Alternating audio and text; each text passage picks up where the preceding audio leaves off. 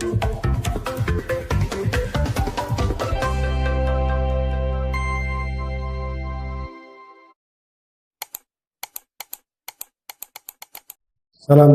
warahmatullahi wabarakatuh.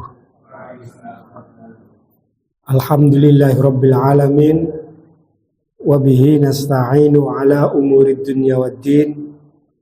Wassalatu wassalamu ala asyrafil anbiya'i wal mursalin sayyidina Muhammadin wa ala alihi wa sahbihi ajmain.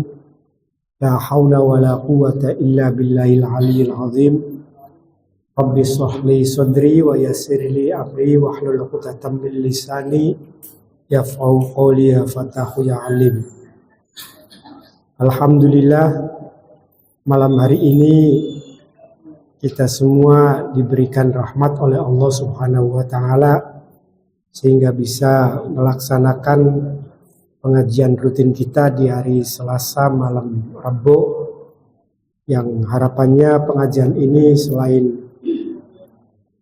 mendapatkan ilmu, mendapatkan pengetahuan dan atau mempertegas pengetahuan kita, juga yang terpenting adalah mendapatkan ridho dari Allah Subhanahu wa taala. Amin ya rabbal alamin.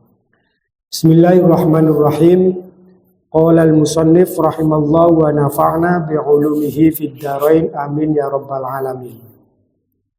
Wa an ibni Umar radhiyallahu anhuma annahu kana yarmi al-jumratad dunya bi sab'i hasayatin yukabbiru ala ithri kulli hasatin. Ini masih menjelaskan terkait dengan hukum pelaksanaan haji. Hadis diantaranya adalah hadis dari Umar radhiyallahu anhuma annahu kana yarmi al-jumratad dunya, bahwa Ibnu Umar pernah melaksanakan jumroh ula, jumratud dunya.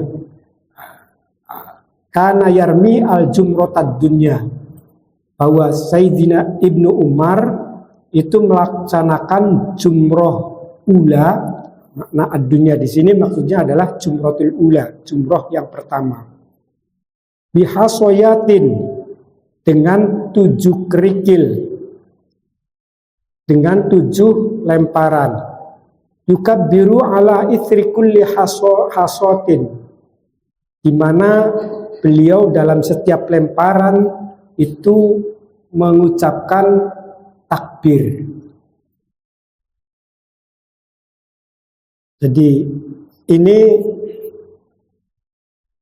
jumroh yang dilaksanakan oleh Ibnu Umar minal jumrotil ula atau jumrotid dunya, itu posisinya berada di Qarinah an Masjidil Khaif. Posisinya, tempatnya berada di dekat Masjid Khaif. Nah, lebih tepatnya itu berada di bukit yang tertinggi di kota Mekah. Jadi ada bukit yang tertinggi di kota Mekah, disitulah Ibnu Umar melaksanakan jumratul ula atau jumratid dunya, bahasanya di sini. Berapa kali pelemparan dalam jumratul ula itu?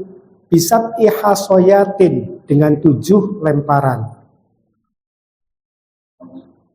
Yukabbiru ala ithri hasotin, dan dalam setiap lemparan itu Ibnu Umar mengucapkan kalimat takbir. Jadi ada 7, 1 lempar dia mengucapkan Allahu Akbar, 2 lempar mengucapkan Allahu Akbar, seterusnya sampai 7 kali. Tsumma yataqaddamu hatta yushilu. Kemudian Ibnu Umar bergeser ke lembah atau ke bagian atau di wilayah yang datar, yang rata, tidak lagi berada di perbukitan. Fayakumu fayastaqbilul qiblata tsumma yad'u fayarfa'u yadayhi. Kemudian di situ Ibnu Umar berdiri dan menghadapkan dirinya ke kiblat. Tsumma yad'u, Lalu beliau berdoa, fayarfa'u yadaihi, sembari mengangkat kedua tangannya. Summa yarmi al-wusta. Setelah itu, setelah Ibnu Umar berdoa, dia melempar wusta, melempar yang kedua. Ada ritual pelemparan kedua. Berapa kali ya? 7 kali lemparan. Summa ya'khudhu dzatas shimal. Lalu kemudian dia mengambil di posisi kiri. Fayushilu, dan masih berada di dataran yang rata. Wa yaqumu mustaqbilal kiblah, dan berdiri di situ sambil menghadap kiblat. Jadi setelah lempar dia minggir ke arah kiri itu. Setelah melempar Ibnu Umar minggir ke arah kiri. Di arah kiri itu dia berdiri dan menghadapkan ke kiblat lagi. Fa yaqumu tawilan, di situ Ibnu Umar berdiri lama. Wa yad'u wa yarfa'u yadayhi. Lagi-lagi beliau berdoa dan mengangkat kedua tangannya. Wa yaqumu tawilan, dan berdiri agak lama. Tsumma yarmi jumrata dzatal aqabah. Baru kemudian dia melakukan jumrah aqabah. Berada di mana? Fi batnil wadi, berada di tengah lembah. Jadi dari puncak geser ke tempat yang lebih rata. Dari tempat yang rata itu dia menghadapkan ke kiblat, berdoa. Setelah itu dia berdiri lama, baru melempar. Setelah melempar 7 kali, dia geser ke kiri. Digeser ke kiri itu, di arah kiri, dia tetap berdiri menghadapkan lagi ke kiblat, kemudian berdoa lagi. Nah, geser ke batnil wadi, di tengah lembah. Di tengah-tengah lembah tersebut Ibnu Umar melempar jumroh aqabah. Wala yaqifu indaha, dan di sini Ibnu Umar tidak berdiri. Tsumma yusarrifu, kemudian langsung pergi. Fayaqulu hakadha. Jadi setelah jumroh aqabah itu Ibnu Umar tidak seperti hanya di jumroh ula maupun jumroh wusta. Apa itu? Melaksanakan doa. Kalau jumroh aqabah begitu lempar sudah selesai langsung meninggalkan tempat itu, karena berada di tengah-tengah lembah. Fayaqulu hakadha ra'aitu Rasulullah sallallahu alaihi wasallam bi fi'lihi yaf'aluhu. Hakadha ra'aitu Rasulullah sallallahu alaihi wasallam yaf'aluhu. Inilah kata Ibnu Umar, inilah yang saya lihat apa yang dipraktikkan oleh Rasulullah sallallahu alaihi wasallam. Jadi Ibnu Umar dalam hadis ini menggambarkan tentang bagaimana cara orang melakukan jumroh. Jadi jumroh yang dilakukan itu pertama berada di perbukitan, di bukit yang yang atas, bukit yang tinggi. Di situ caranya dia melempar batu 7 kali, dan dalam setiap pelemparan diiringi dengan kalimat takbir Allahu Akbar 7 kali. Setelah itu dia turun untuk menuju tempat yang rata. Di tempat yang rata itu beliau menghadapkan kiblat dan berdoa.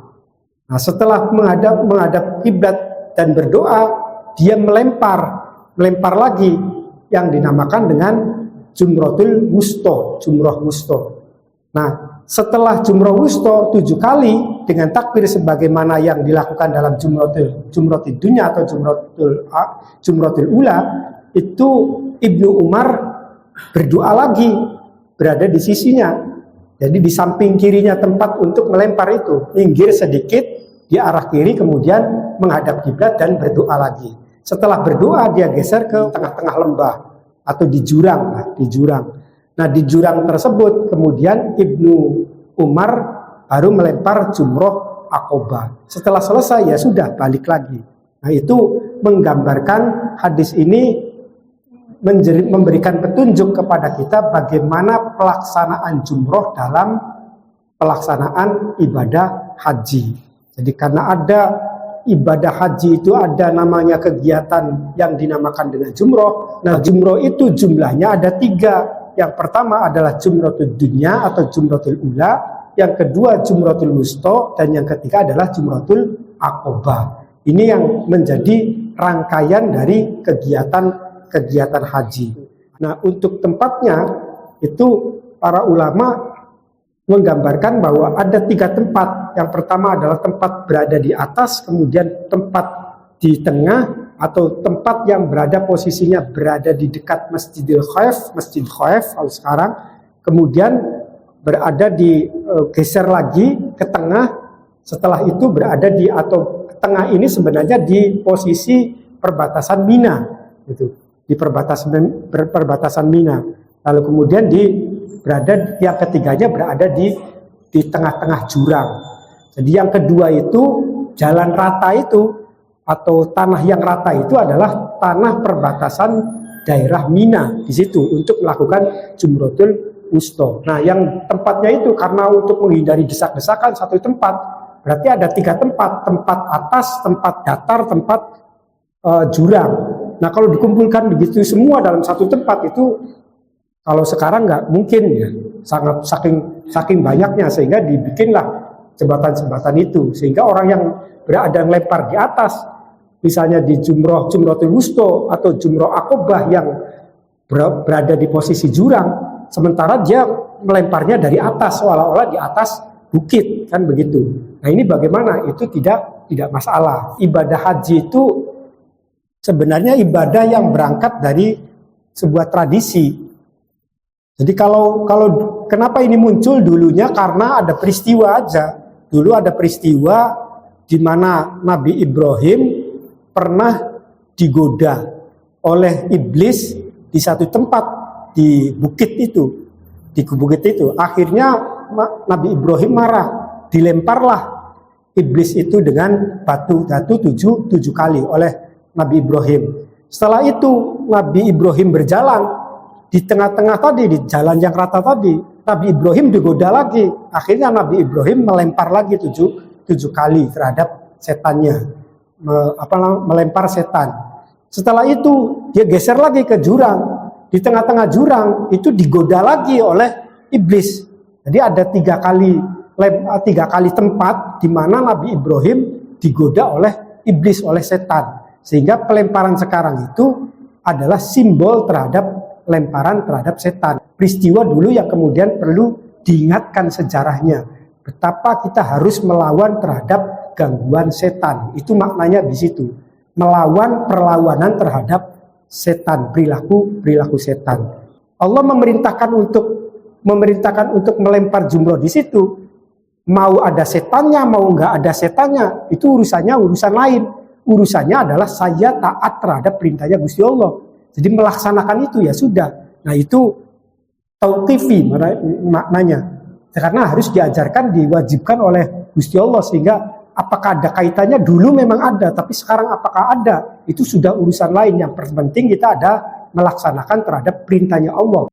Wa anhu radhiyallahu anhuma anna Rasulullah sallallahu alaihi wasallam qala Allahumma arham muhallaqina qalu wal muqassirina ya Rasulullah qala fi tsalitsah wal muqassirina muttafaqun alaih. Dari Ibnu Abbas juga radhiyallahu anhuma bahwa Rasulullah sallallahu alaihi wasallam mengatakan, Allahumma arham muhallikina, ya Allah, semoga engkau memberikan rahmat kepada orang yang menggunduli kepalanya. Maksudnya tahallul, ya Allah, semoga engkau memberikan rahmat kepada orang yang pontos dalam melaksanakan tahallul, menghabiskan seluruh rambutnya. Qalu wal muqassirin ya Rasulullah. Kemudian para sahabat ngomong lagi, ditambahi oleh para sahabat, wal muqassirin ya Rasulullah, tolong aja muhallikin saja, tapi juga al muqassirinnya. Itu artinya apa? Orang yang hanya memotong rambutnya saja. Maka muhallik itu maknanya montos, rambutnya dintok nang kabeh, dicukur kabeh.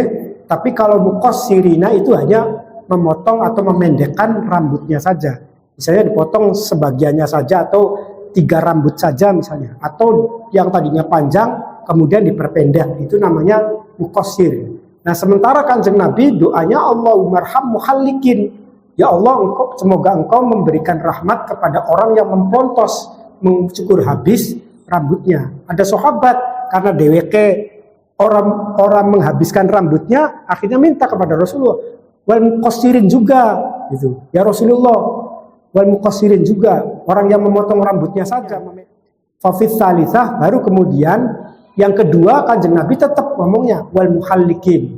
Baru kemudian dalam kalimat yang ketiga Kanjeng Nabi wal muqassirin. Ini orang-orang yang mencukur rambutnya. Ini doanya Kanjeng Nabi kepada orang yang tahallul ketika melaksanakan pemotongan rambut secara bersih gitu. Itu maknanya.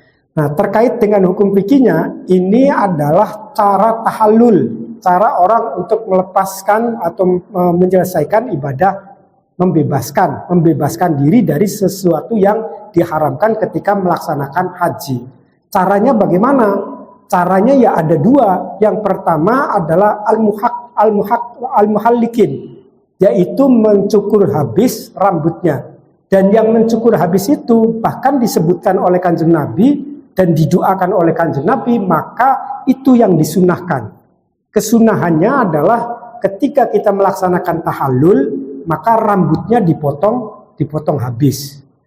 Kalau selain itu sebenarnya boleh juga.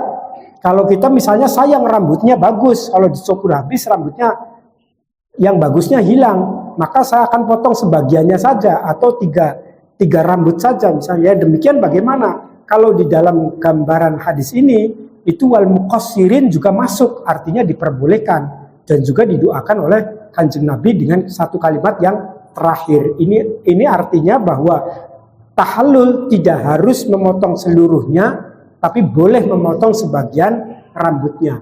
Wa an ibn Umar ibn As radhiyallahu anhuma anna Rasulullah sallallahu alaihi wasallam waqafa fi hajjatil wada' faja'alu yas'alunahu faqala rajulun lam ash'uru fahallaqat qabla an adbaha fahallaqtu qabla an adbaha qala idbih wala haraja faja'a akharun faqala lam ash'ir fanahartu qabla an armiya qala irmi wala haraja. Dari Abdullah bin Umar radhiyallahu anhuma bahwa Rasulullah sallallahu alaihi wasallam dalam haji wada pernah berhenti. Nah, ketika Kanjeng Nabi madeg itu faja'alu yas'alunahu, sehingga banyak membuat para sahabat bertanya kepada Kanjeng Nabi. Faqala rajulun, mumpung Kanjeng Nabi lagi mandeg, lagi istirahat sedelat, takon ning Kanjeng Nabi. Kira-kira begitu gambarannya. Mumpung Kanjeng Nabi lagi mandeg sedelat, lagi istirahat sedelat, kita pengen takon ning Kanjeng Nabi. Nah, itu faja'aluhu yas'alunahu. Faqala rajulun, ada seorang sahabat tanya, lam asyir faholaktu qabla an adbaha. Ya Rasulullah, saya tidak sadar kalau saya telah memotong rambut saya, telah mencukur habis rambut saya qabla an adbaha, padahal saya belum menyembelih hewan, menyembelih kambing. Lalu kemudian Kanjeng Nabi menjawabnya, adbih wala haroja. Ya udah, ora apa-apa, silahkan kamu menyembelih kambing dan itu tidak masalah. Itu kata Kanjeng Nabi. Faja'a akhirun, kemudian datang lagi sahabat yang lain juga menanyakan kepada Kanjeng Nabi, faqala lam asyir fanahartu qabla an armiya. Ya Rasulullah, saya tidak sadar, saya sudah melakukan penyembelihan terhadap kambing, penyembelihan terhadap hewan, tapi saya belum jumroh, itu. Saya belum melempar batu. Nabi. Qala, Kanjeng Nabi mengatakan, irmi wala haraj. Ya wis, beli papa. Sampean los mana melempar kemudian sudah selesai. Famasu ila yauma idzin an syai'in quddima wala akhara illa qala if'il wala haraj, muttafaqun alaih. Dan waktu itu, waktu Kanjeng Nabi mandek ditanyakan oleh dua sahabat yang lam asyur tadi, tidak sadar tadi, itu tidak ada lagi pertanyaan-pertanyaan terkait dengan apa yang harus didahulukan dan apa yang harus diakhirkan dalam pelaksanaan ibadah haji, kecuali Kanjeng Nabi hanya menjawab, ya sudah nggak apa-apa mangga, ya sudah nggak apa-apa mangga, begitu saja. Nah, ini gambaran tentang hadis ini. Jadi Maknanya apa di dalam konteks fikihnya? Di dalam konteks fikihnya yang pertama adalah bahwa ketika kita melaksanakan haji, maka urutan-urutannya itu loh. Apa yang pertama kali harus dilakukan, kemudian apakah menyembelih dulu kemudian melempar jumroh, atau jumroh dulu baru kemudian menyembelih hewan dan seterusnya. Itu kalau di dalam hadis ini tidak menjadi patokan harus kegiatan-kegiatan tertentu. Maka kalau kita ternyata mendahulukan yang ini, maka itu boleh mendahulukan terhadap kegiatan jumroh sebelum nahar misalnya. Itu menurut salah satu mazhab. Menurut mazhab Syafi'i tetap ada urutan-urutan sebagaimana yang dirangkum oleh ulama-ulama mazhab Syafi'iyah. Kenapa bisanya beda? Karena di sini ada kata lam ash'ur. Lam ash'ur itu posisinya adalah orang yang tidak sadar. Kalau dia posisinya nggak ngerti, kalau posisinya dia lupa, maka itu derajatnya atau kondisinya adalah kondisi yang dimakfu. Di makfu itu diperbolehkan gitu ya. Didispensasi lah. Teks kalimat ini itu yang memberikan peluang di dalam mazhab lain memaknai tidak harus berurutan. Pokoknya judulnya lamunan ora kelingan ya ora papa lah. Wa anil Masmur bin Muharramah radhiyallahu anhu anna Rasulullah sallallahu alaihi wasallam nahara qabla ayyuhliqa wa amara ashabihi bidzalik. Dari Masmur bin Muharram radhiyallahu anhu bahwa Rasulullah sallallahu alaihi wasallam menyuruh nahara qabla ayyuhliqa, bahwa Rasulullah menyuruh untuk menyembelih kurban itu sebelum memotong rambut. Wa amara ashabahu bidzalik, dan Kanjeng Nabi memerintahkan para sahabatnya dengan demikian. Nah, ini artinya bahwa disinilah urutan-urutan haji itu. Kanjeng Nabi memerintahkan sebelum mencukur rambut itu adalah menyembelih kambing dulu. Hadis ini menunjukkan tentang rukunnya atau rangkaian urutan-urutan dalam pelaksanaan haji.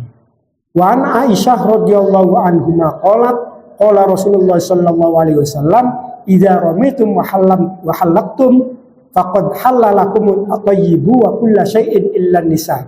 Dari Aisyah radhiyallahu anhuma, dia mengatakan bahwa Rasulullah sallallahu alaihi wasallam bersabda, apabila kamu sudah melakukan jumrah, wahalaktum, dan kamu sudah bertahallul, memotong rambut kamu, faqad halalakum at-thayyibu, maka dihalalkan bagi kamu untuk menggunakan parfum atau wewangian. Wa kullu syai'in illa nisa, dan diperbolehkan dihalalkan setiap sesuatu kecuali berhubungan suami istri. Jadi setelah jumroh dan tahallul kabeh wis oli kecuali berhubungan suami istri, itu yang masih belum diperbolehkan. Rawu Ahmad wa Abu Dawud wa isnadi dha'fun. Hadis ini diriwayatkan oleh Imam Ahmad dan Abu Dawud, dan di dalam sanadnya ada sanad yang dhaif. Wa Ibnu Abbas radhiyallahu anhuma wallahu a'lam bishawab. Al-Fatihah. A'udzu billahi minasyaitonir rajim. Bismillahirrahmanirrahim. Alhamdulillahirabbil alamin. Iyyaka na'budu wa iyyaka nasta'in. Shiratal ladzina an'amta 'alaihim. Assalamualaikum warahmatullahi wabarakatuh.